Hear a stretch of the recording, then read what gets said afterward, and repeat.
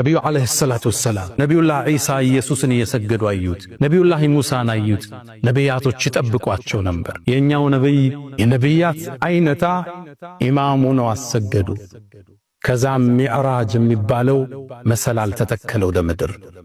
ነቢዩም ዓለይሂ ሰላቱ ወሰላም ተአምራቱን ላይ ወደ ሰማዩ ዓለም ዘለቁ።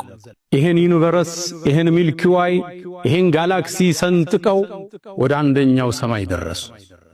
የመጀመሪያው ሰማይ በራለው ተንኳኳ። ማን? ጅብሪል አለ። ጅብሪል ካንተ ጋር ማን አለ? ሙሐመድ እንዲመጣ ተልኮበታል እንዴ? አዎ። የመጀመሪያው ሰማይ ተከፈተ። መልእክተኛው ዓለይሂ ሰላቱ ወሰላም ገቡ። የአንዱ ሰማይ ውፍረት 500 ዓመት ያሰዳል። ውፍረት ገቡ። ያን ግዙፍ ዓለም ተመለከቱ። መላእክትን ተመለከቱ። እነ በይቱል ዒዛን ተመለከቱ። ድንገት ዞር ሲሉ ግን አንድን ሰው ተመለከቱ። አባታቸው አደም ነበር። ጅብሪልን ጠየቁት፣ ማን ነው ይሄ? እሱም አባትህ አደም ነው፣ ሰላም በለው። ሰላም አሉት። እሱም አያቸውና ነቢዩ መሆኑን አወቀ ሰለላሁ ዐለይሂ ወሰለም። ቃለ መርሐበን ብብን ሷሊሕ ወነቢይ ሷሊሕ፣ ምርጡ ልጅ፣ ደጉ ልጅ፣ ደጉ ነቢይ አላቸው። ከዛም አደም ወደ ቀኝ ሲዞር ይስቃል፣ ወደ ግራ ሲዞር ያለቅሳል። ከጎኑ በርካታ ሰዎች አሉ፣ ቀይ ግራ። ጅብሪልን ጠየቀው፣ ለምን ነው የሚያለቅስ? ለምን ነው የሚስቅ? ወደ ቀኝ የሚያቸው ጀነት የሚገቡ ልጆቹ ናቸው። አላህ ከነሱ አላህ ያደርግ። ወደ ግራ ደግሞ ከሱ ልጆች ከሱ ዝርያው እሳት የሚገቡ ናቸው። ነቢዩም ሁለተኛው ሰማይ ላይ ተሻገሩ። በተመሳሳይ አስፈቅደው ገቡ። ሁለተኛው ሰማይ ላይ ነቢዩላህ ዒሳንና የሕያን ተመለከቱ። እነሱንም ሰላም አሏቸው። ሰላምታ መለሱ። ወደ ሦስተኛው ሰማይ ወጡ። ሦስተኛውን ሰማይ አስከፍተው ገቡ። ጅብሪል አብሯቸው። ሦስተኛው ሰማይ ላይ ዩሱፍን አየሁት ይላል። የነቢዩላህ ኢብራሂም የልጁ ልጅ የሆነው ከሪም እብኑል ከሪም ዩሱፍንም ተመለከትኩት፣ የቁንጅና ግማሽ ተሰጥቶታል ይላል። እሱንም ሰላምታ አቀርበው ወደ አራተኛው ሰማይ ወጡ። እሱም ተከፈተ። እዛም ላይ ነቢዩላህ ኢድሪስን አገኙት። እሱም ሰላምታ አቀረበላቸው። አላህ ቁርአን ላይ እዛ እንዳለ ቀድሞ ነግረናል። ከፍ ወዳለ ቦታ ወስደነዋል ብሎ ነበር ኢድሪስ። አራተኛውን ሰማይ ጨርሰው ወደ አምስተኛው ሲወጡ የነቢዩላህ ሙሳን ወንድም ሃሩንን አገኙት። ለሱም ሰላምታ ሰጡ። ሰላምታ መለሰላቸው። እሱም ተሰናብተው ወደ ስድስተኛው ሰማይ ወጡ። ግዙፍ ዓለም ነው ማወራችሁ። እያንዳንዱ ውፍረቱ 500 ዓመት ያሰዳል። በአንዱ ሰማይና በሌላው መሃል 500 ዓመት ያሰዳል። በፈረስ ነው፣ በርግብ ፍጥነት ነው፣ በመላእካን ፍጥነት አላህ ይወቅ። ስድስተኛ ሰማይ ላይ ነቢዩላህ ሙሳን አገኝ። ሰላምታ ሰጣቸው። ሰላምታ መለሱለት። መርሐበን ብልአኽ ሷሊሕ ወነቢይ ሷሊሕ አላቸው። ከዛም እሱን ተሰናብተው ሲዞሩ ነቢዩላህ ሙሳ ድንገት አለቀሱ። ለምን ታለቅሳለህ ተባሉ።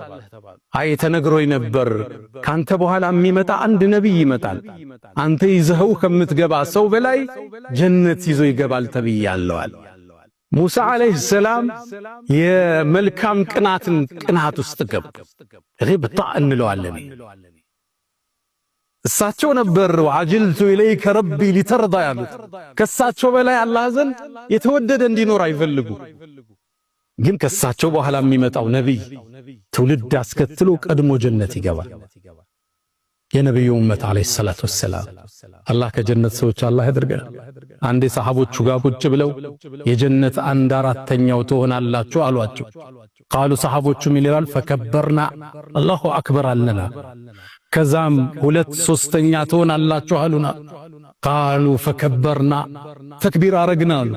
ከዛም ወአርጁ አን ተኩኑ ሸጥረ ሚን አህሊል ጀና አሉና። ከጀነት ነዋሪዎች ግማሹ ትሆናላችሁ እየጠብቃለሁ አሉ። ተክቢር አደረግን ይላሉ ሰሃቦች። አላህ ከነሱ አላህ ያድርገን። ከሳቸው ኡመት ውስጥ 70,000 ሰዎች አሉ ያለ ሒሳብ ጀነት የሚገቡ። ከቀብር ወደ ጀነት ሒሳብ የለ፣ ሚዛን የለ፣ ውቁፍ የለ።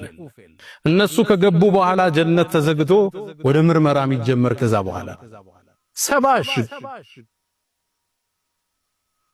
نحن الآخرون الأولون يوم القيامة إلى النبي عليه الصلاة والسلام እኛ የመጨረሻው ትውልድ ነን ቀድመን ግን ጀነት የምንገባው እኛ ነን ይላል ምንኛ መመረጥ ነው የነብዩ ኡመት መሆን ከኔ በኋላ የሚመጣ አንድ ነብይ ካንተ የተሻለ ህዝብ ይዞ ይገባል ተብያለሁ فذاك محمد ነብዩላህ ኢብራሂም ሙሳን ተሰናብተው ወደ ሰባተኛው ሰማይ ዘለቁ ሰባተኛው ሰማይ ላይ ኸሊሉላህ የአላህን ወዳጅ ኢብራሂምን ተመለከቱት ኢብራሂምንም አየውት የበለጠኔን መልኩ ይመስላል አሉ ነብዩ አለይሂ ሰላቱ ሰላም ኢብራሂምም ከዓባን የሰማዩን ከዓባ በይቱል ማዕሙር ይባላል ከዚህኛው ከምድራዊ ከዓባ ትይዩ ነው ያለው ሰባተኛው ሰማይ ይሄ ግዙፍ ከዓባ በየቀኑ 70,000 መላእክት ገብቶበት ይወጣል እስከ የውመል ቂያማ ተራ ይደርሳቸው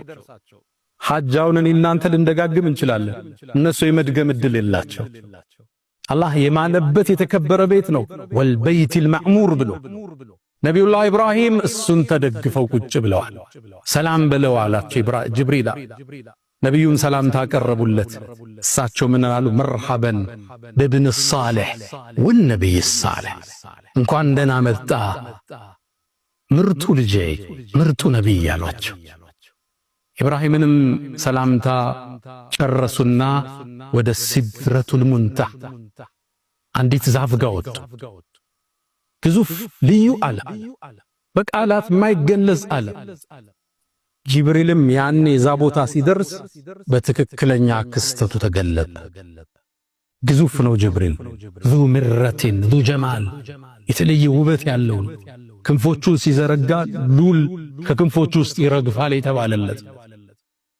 ጅብሪልን ለሁለተኛ ጊዜ አዩት ولقد رآه نزلة أخرى عند سدرة المنتهى سدرة المنتهى ላይ ጅብሪልን ሰባቱ ሰማይ የመዘርጋት እድል አይሰጠው ሰባቱን ሰማይ ሲያልፍ ነው የተነፈሰው ሙሉ ቅርጹን አዩት ነብዩ አለይሂ ሰላቱ አምር ሊያሳይ ነው አላህ የላካቸው ከዛ ሲድረተል ሙንተሃ ላይ ጅብሪልን ተከተለኝ ሲሉት አንተ መሐመድ ወይ የኔ የመጨረሻ ደረጃ ይሄ ነው وما منا إلا له مقام معلوم هي راساችን መቆም ያለን እዚያ አላልፈ ቀጥል አላቸው ነብዩን አለይሂ ሰላቱ ወሰለም ما أكرم محمد ሲድረተል ሙንተሃን አልፈው ሰባቱን ሰማይ ጠቅልለህ ኩርሲይ ላይ ብትጥለው መሬት ላይ እንደወደቀ ቀለበትን የተባለለት ግዙፍ አለ ኩርሲይን አልፈው ወደ አርሹ ተጠጉ ያኔም የዓለማቱን ፈጣሪ የፍጥረት ዓለሙን አናጅ የሰው ልጆችን ሁሉ ጌታ አላህንም ማነጋገር ቻሉ ሰለዋቱ ረቢ ወተስሊማቱሁ ዐለይሂ አላህን አይተዋል አላዩም በሰሐቦቹ መሃል የሐሳብ ልዩነታል አብዱላህ ኢብኑ አባስ አላህን አይተዋል ብለው ሲናገሩ እናታችን አይሻ ጠይቂያቸው ነበር ኑሩን አና አራሁ ኑር እኮ ነው ብርሃን ነው እንዴት አየዋለሁ ብለውኛል አለች እናታችን አይሻ